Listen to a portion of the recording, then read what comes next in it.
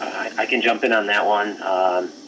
Not a huge fan of crowdsourcing, but there are certainly situations where it makes sense. There are some software firms that have done it successfully and unsuccessfully.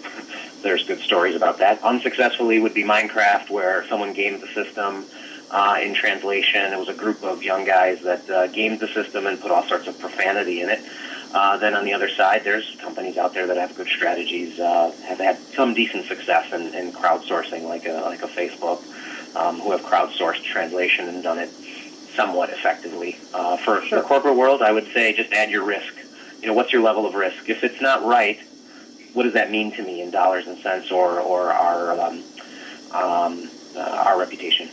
Got it. And what about political changes? Can political changes affect localizing content for the target country? And the specific question is, do any of you recall any situation that has affected your delivery of localized content that was political in nature? Anyone want to take that? I'll take it if not.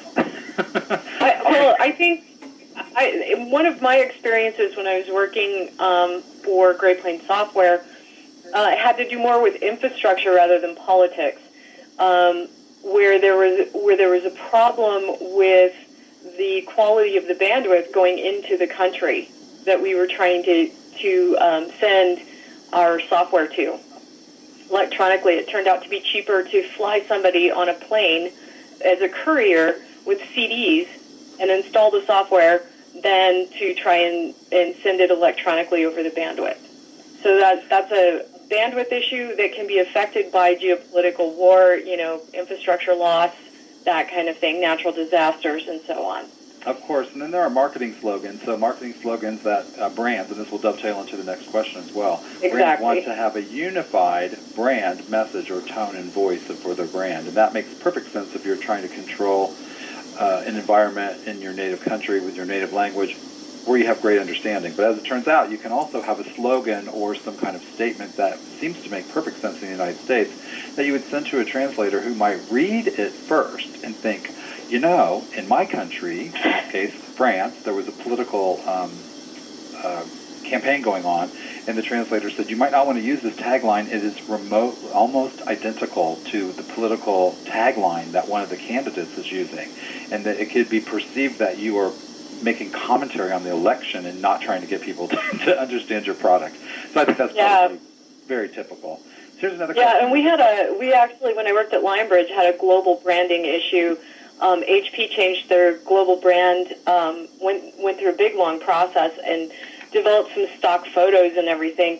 And the stock photos were very Americana-oriented, and one of them had like a fire, one of those rockets that you shoot off on 4th of July in somebody's front yard.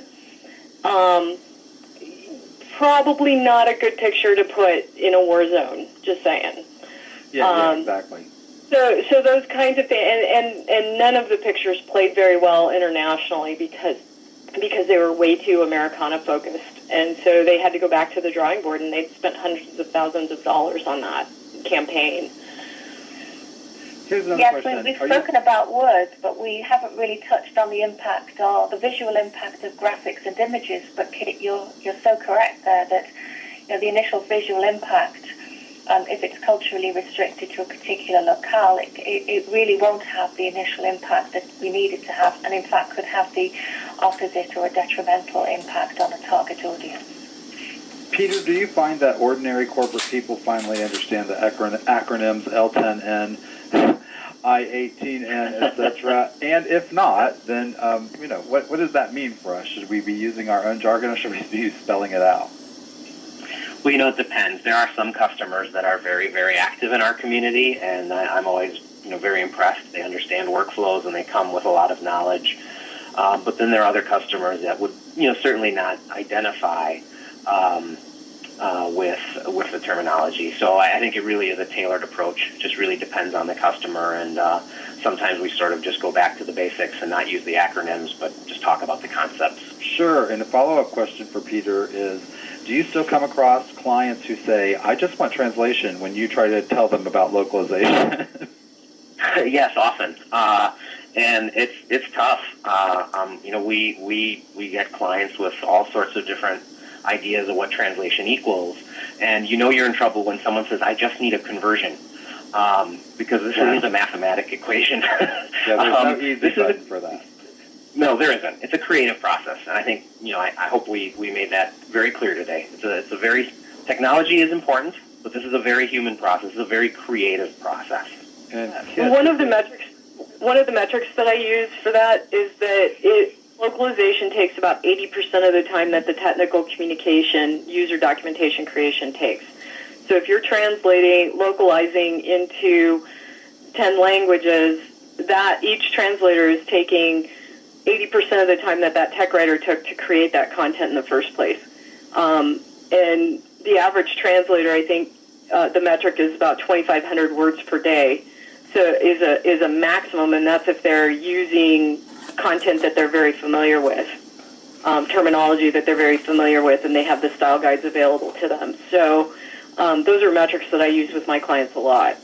And the last question is for Diana. Do you know of any tools that automatically translate content? You know where this is going, from English to, say, simplified Chinese. And so, Diana, if the answer is yes, would using this tool help bring down the turnaround time for translated content? And the translated content also has to meet quality standards.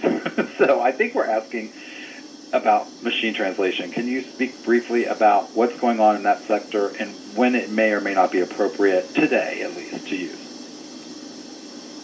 Just to pick up on your question and the previous point, it really is about engagement, not necessarily the words, but the context behind the words. So, the hope would be that